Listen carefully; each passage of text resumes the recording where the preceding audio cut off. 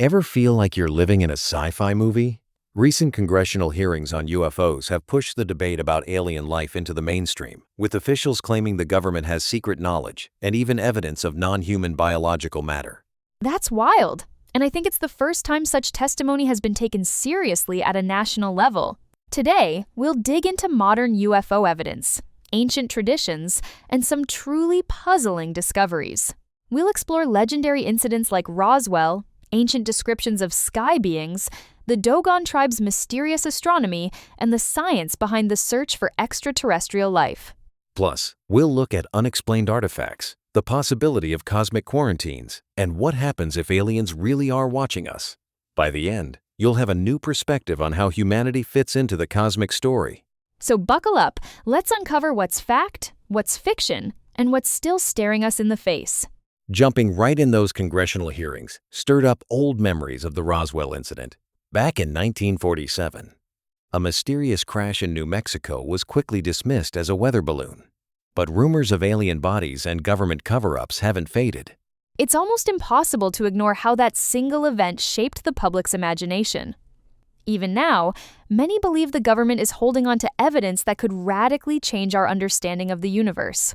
Exactly. And the secrecy around Roswell sparked decades of skepticism. What's fascinating is how recent hearings are reopening that conversation, almost giving permission to revisit these stories with fresh eyes.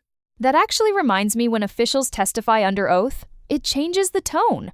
Suddenly, wild claims become legitimate questions. Are we finally ready to face the possibility we're not alone? Speaking of long-standing mysteries, ancient cultures worldwide often describe beings from the sky, sometimes even flying machines.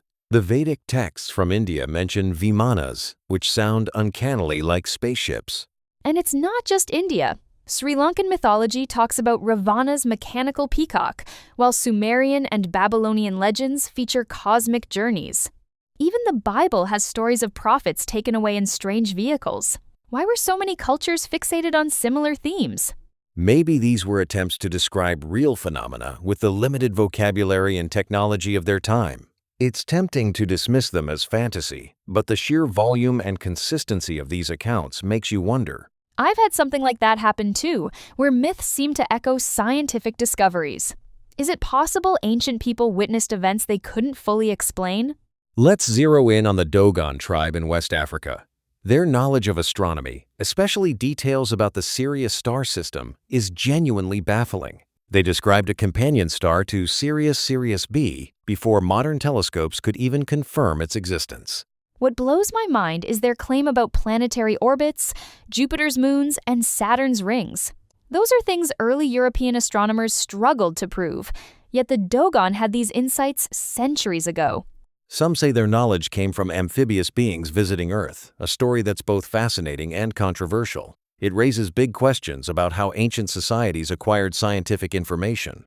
Could oral traditions preserve actual encounters with outsiders, or is there another explanation?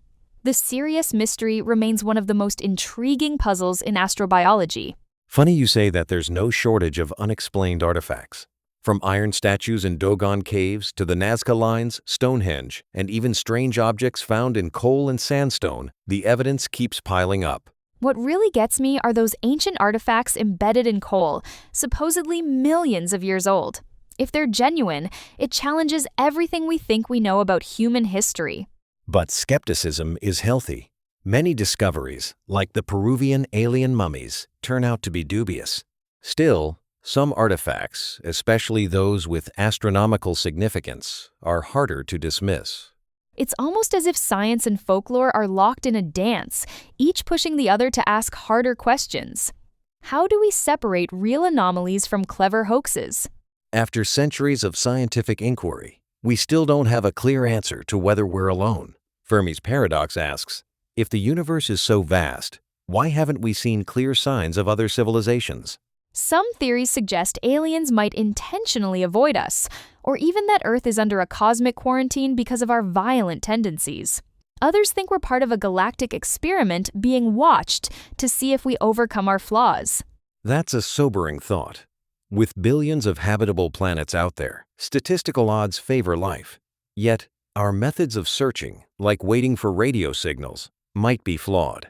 Or maybe the answer has been here all along, hidden in centuries of myths and testimonies.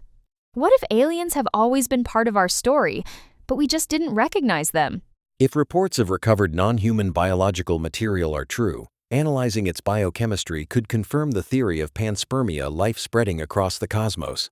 It might revolutionize medicine and teach us vital lessons about disease and survival. But there's also risk. New pathogens devastated populations in history, and alien biology could pose unknown dangers. Maybe that's why direct contact remains elusive, or perhaps our civilization hasn't yet proved itself worthy.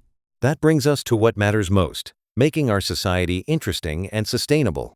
Fostering art, music, and beauty, while curbing violence, might be our ticket to longevity, whether for our own sake or to keep galactic observers intrigued. So, let's recap. 1. Government secrecy and ancient traditions suggest aliens could be part of our reality. 2. Unexplained artifacts challenge scientific assumptions. 3. The search for life demands new methods and mindsets. Here's your action step. Stay curious. Explore both scientific evidence and human creativity, and question what you think you know. That's how we'll keep pushing the boundaries, and maybe, finally, get some answers.